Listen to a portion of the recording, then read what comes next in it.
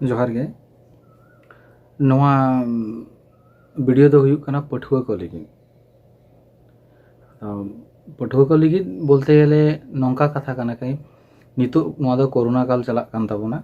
तो कोरोना काल रे आयमा पठुआ को बाबन पढ़ा कना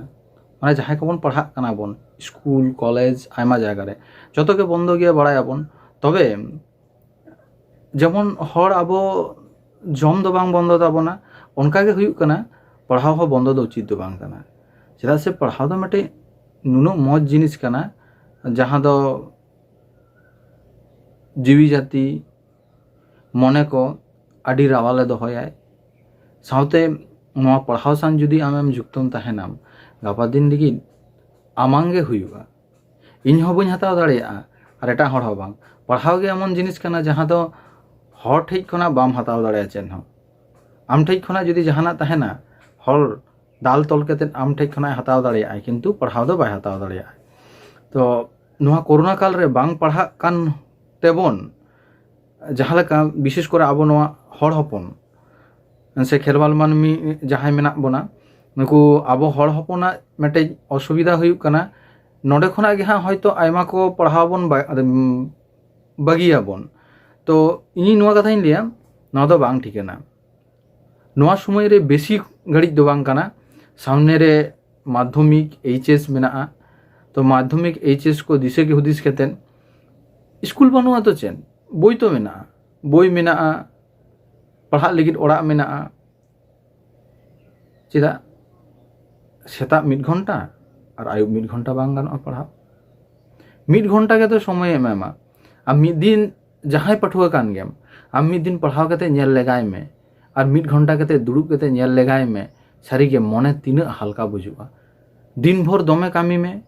दिन भर अड्डाय में ओड़ा रे टीवी नेल में मोबाइल रे गेम खेल में मेनखान मेटे समय आम पढ़ा में तारपरे नेला मने तीना रावाल बुझुआ तो आमा नय जे 1 घंटा कते डेली जहां गेम कामिया नोआ कामी के किंतु लगा तमा परेते शुधु ता दो बांग काना आम जुदी नितो मौज तेम पढ़ा आम गापा दिन जहाना गे चाकरी को हमेट लगी नोआ को खजियम नाम प्रश्न को तो आम जुदी नितो बाम पढ़ा आम तो गापा चिकते ओना को प्रश्न रियांग आंसर चिकते मैम तो ओना लगी दरकार काना नितो पढ़ाओ और चिदा बाम पढ़ा ओकोय मानाव कान में आम बाम बड़ाया पठुआ से पठुआ को बाबन बड़ाया बन जे पढ़ा तीन मौज जिनिस कना पढ़ा कान तेम गोगो बाय मेताम कना चेन हम बाबा बाय मेताम कना पढ़ा कान तेम खुले साण लेका गोटाम दाड़ा दाड़ेया कना पढ़ा बंदोय में मा पढ़ा बंदो कते जहाना रेगे झाली में बाम दाड़ेया नोआ हयतो कामी चला हुयुक तमा और बखा जहाना करा हुयुक तमा और बखा हांडी रेम थाली आम तो ओनाते दिन लिया नितो कोरोना काल हुई दाड़ेया नोआ दो समय रियांग खेल कना समय समय आदि रकम जिनिस हुयुआ होका समय दो आरो नोंकान समय हेज दाड़ेया ताबोना ता बोले निजेरा कामी दो आलम बागिया चेदा से सरकार हण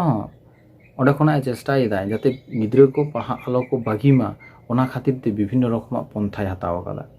ओका समय दो अकय जहां को दो दाड़ेया कना ऑनलाइन ते को पढ़ावेत को बांग दाड़े को दो को उनको को विभिन्न रकम पंथा मध्य रे हुयुक कना नोंका चावले को एम से जहाना ओना को एमाव को कना सहयोगिता एत को चेदा कि मटे रिलेशन जहां को मेता कना कोना रिलेशन तहन मा स्कूल संग रिलेशन तहन मा स्कूल संग जुदी टोटल रिलेशन कट ऑफ होआ ताहले मुश्किल गया आयमा स्कूल दो नोंका हुयुक कना कि उनको किछु किछु टास्क को एमाव को कना को गिद्रा होम टास्क तो ओना टास्क चिकई दाको आको व्हाट्सएप थ्रू दिए मास्टर को संग जोगाजोग रे को तहन कना को पढ़ावेत को आडी मौज कथा कना आडी मौज जिनिस कना नोआ लगी दो किछु मास्टर को हो दमे सरहाव दरकार कना तबे मास्टर शुधु सरहाव कते तो बांग हुआ पठुआ आम कनाम आम मास्टर ठेनेम चला से मास्टर आम ठेने हिजुआ आम चला दरकार ताम तो मास्टर आम मेताय में माचेद जहां कनाय आम मेताय में माचेद इन चिकातीन पढ़ा नवा परिस्थिति रे आमगे इन लेयाኝ में। तो आम जखन उनी माचेद ठेनेम चला माचेद एम कुलियाम माचेद एम मेतायाम तो माचेद जहाना बांग जहाना मेटे दिशा हुदिस जहां रास्ता में एमामाय। तो आम चला हुई तम ओने कथा बन लई कान दारे बुटे रे बाम सेन लेन खाय तिना गे दारे रे जव काना से बहाव काना बाम बुझ दाड़ेया। तो ओना होते पठुआ को लगी खास करते पठुआ को लगी नितो इन लई देई पढ़ाव दो आलोपे बगी ताबोना पे पढ़ाव दो मेटे आईना काना आम निजेम नेल ᱧᱟᱢᱚ आम और ओना लगी ते 1 घंटा कते बेसी बांग 1 घंटा कते दो आबे दो पढ़ाव दो दुरुब ताबोन पे खा जतो पे हिड़िया जतो पे हिड़िन लेखा मिद समय और पढ़ाव रे दुरुब दियां कोनो इंटरेस्ट बांग हुयुआ ओनाते इंटरेस्ट चाबा लेन खाय दो आदो तीस गे बाम दुरुब दाड़ेया बोई सामांग रे उनदम लेके बोई खना दो भागिया माठ घाट गे भागिया किंतु बोई गे जे भागिया ओना दो बाम बुझ दाड़ेया पढ़ाव लेकान चे जिनिस गे बनुआ पढ़ा आम तीन रस्क रेम तहना तीन रमज रेम तहना तीन गातेम ᱧᱟᱢ कोआ तीन जायगाम चला आम हो बाम बड़ाया ताले चेदा बाम पढ़ा। और हें नोआ होई लई पे कना माध्यमिक एचएस जहां के परीक्षार्थी मेना पे खास करते बेंगल रेन आपे यदि कोनो प्रॉब्लम हुई तापेया पढ़ाव निये जे कोनो सब्जेक्ट निये हुआ इन संग पे कांटेक्ट दाड़ेया जहां तिना इन दाड़ेया इन आपिन हेल्प पिया ओना लगी ते इन नंबर इन एमोआ इन डिस्क्रिप्शन बॉक्स रे नंबर तहेना ओना नंबर पे कांटेक्ट दाड़ेया तबे हैं एटा कोनो टॉपिक्स निये दो इन दो बई गालमारा आइन तबे पढ़ाव लगी जुदी पे लेया पे पढ़ाव लगी दो एकदम गे एकांत गे आपिन हेल्प पिया से आपे को सुरिन तहेना तो सानाम को ठेई नोआ दो शुधु पठुआ दो बांग काना गोगो बाबा को ठेई हो इnye मेटे नेहर तहेन काना जे गिद्रो को नासेना पढ़ा दुरुब मेताव को ताबन पे बाखाय दो पूरा को हिड़िन चाबाया को हिड़िन चाबा लेखाय को धीरे धीरे आको मध्य रे पढ़ा दुरुब रियां हेबिट ओना चाबा उतरोआ और ओना चाबा लेन खाय जेमन तिहिन नोआ corona hedge Ekana corona virus लेका गे धीरे धीरे ते मेटे पढ़ाव संग बांग जुक्त तहेन रियां भाइरस बोलोआ मने रे आड़िस हिजुआ ओना आड़िस बोलो लेन खाय और बोई को संग अकोय पठुआ हो जुक्त बाय तहें दाड़ेया तो ओना खातिर ते 1 घंटा दिन मतो नुनु मारांग दिन कान नुनु मारांग दिन रे नुनु समय मेना आ 1 घंटा कते 12 घंटा बाम दुरुब दाड़ेया चेलेका पढ़ा कना ताहले अवश्य गेम दुरुब दाड़ेया चेष्टा लगाय में